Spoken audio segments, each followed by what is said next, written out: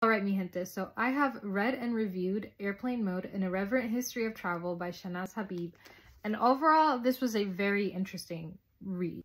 As always, you can read the full review at sholobooks.com.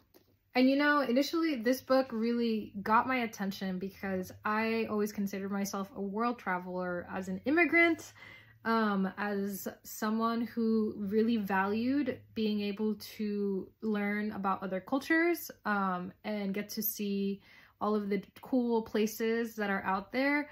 This book immediately caught my attention because I know that sometimes travel can be a little problematic.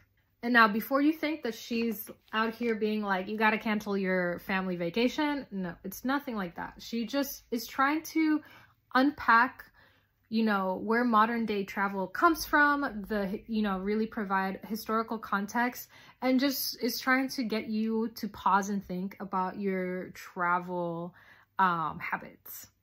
You know, she brings up a lot of good points about the fact that like travel stems from colonialism and modern day globalization causes a lot of problems abroad. She also talks about like how travel is something that gets packaged in a way that is supposed to be like this altruistic and like mutually beneficial thing, when more often than not, that's not the case. And overall, I think she makes a lot of compelling points as to why we should pause and just ask ourselves, do we really need to travel to turistear, to be tourists, you know? Is that something that is absolutely necessary to accomplish what we believe traveling accomplishes for ourselves personally? Now, I will say that there were several parts in the book that felt a little disjointed. I feel like it started off really strong, making a lot of great and powerful points and providing great context. And then overall, it kind of started to become a little repetitive.